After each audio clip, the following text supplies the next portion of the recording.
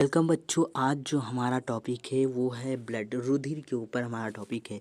रुधिर या बहुत ही हर एक कम्पिटिटिव जो एग्ज़ाम होते हैं उसमें पूछा जाता है और हम यह हिंदी में जानने वाले हैं। ये क्लास 12 का टॉपिक है और हम लोग इसे आज डिस्कस करेंगे। पूरा ये जानेंगे कि ब्लड क्या होता है, कितने प्रकार का होता है, इसके कंपोजिशन क्या होते हैं, कार्य होते हैं, हर चीज़ आज जानेंगे। तो चलिए स्टार्ट करते हैं। रुधिर एक तरल संयोजी उत्तक पदार्थ है। इसकी मात्रा शरीर के कुल भार का 7.8% होती है तथा 70 केजी भार के मानव शरीर में 5 से 6 लीटर रुधिर पाया जाता है। स्त्रियों में रुधिर की मात्रा 4 से 5 लीटर होती है, मतलब मनुष्य से थोड़ा कम होती है। रचना। तो रुधिर के दो मुख्य भाग होते हैं, एक तो प्लाज्मा होता है, दूसरा रुधिराणु होता है। अब यहाँ पर देखते हैं रुधिर ब्लड में दो पार्ट होते हैं, प्लाज्मा और रुधिराणु। प्लाज्मा 55% होता है और रुधिराणु जो होता है वो 45% होता है।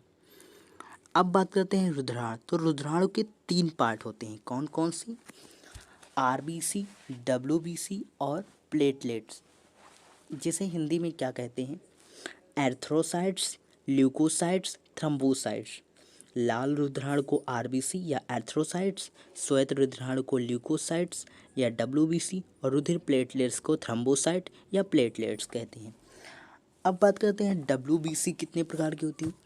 तो डब्ल्यूबीसी जो हमारी होती हैं वो भी 2 प्रकार की होती हैं, एक ग्रेन्युलोसाइट्स, एक अग्रेन्युलोसाइट। जिसमें ग्रेन्यूल्स प्रेजेंट होती हैं उन्हें ग्रेनुलोसाइट और जिनमें ग्रेन्यूल्स प्रेजेंट नहीं होती हैं उन्हें अग्रेन्युलोसाइट्स कहते हैं।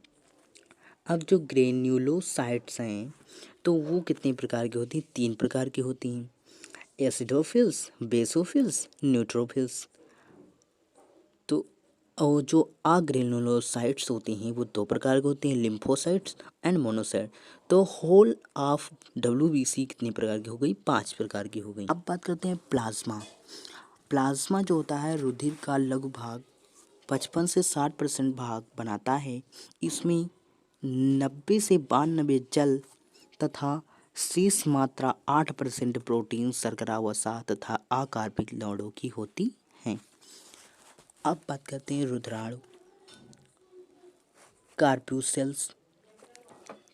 रुधिराणु कणिकाएं या रुधिराणु रुधिर का 40 से 45% भाग बनाते हैं।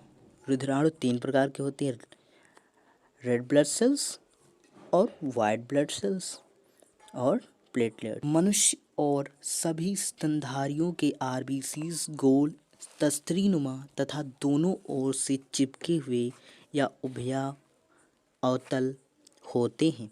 स्तनधारियों के आरबीसीज के केंद्रक राइबोसोम गाल्गी का तथा माइटोकॉन्ड्रिया नहीं होती हैं। ये केंद्रकहीन होने के कारण मनुष्य में इनका जीवन काल 120 से 127 दिन का होता है। मनुष्य में आरबीसी का व्यास जो होता है 7.7 म्यू तथा मोटाई 1.2 म्यू होती है।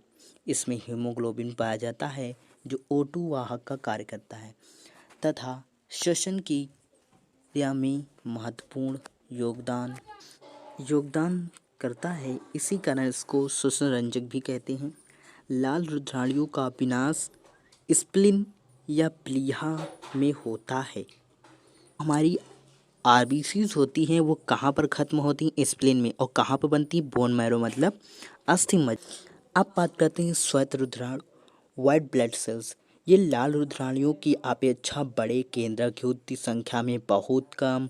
मनुष्य में इनकी संख्या 5000 से 9000 प्रति ml होती है, किंतु रोगजनक अवस्था में इनकी संख्या बढ़ जाती है और इनका जो जीवन काल होता है वो 4 से 5 दिन का होता है। अब बात करते हैं रुधिर प्लेटलेट्स, ब्लड प्लेटलेट्स।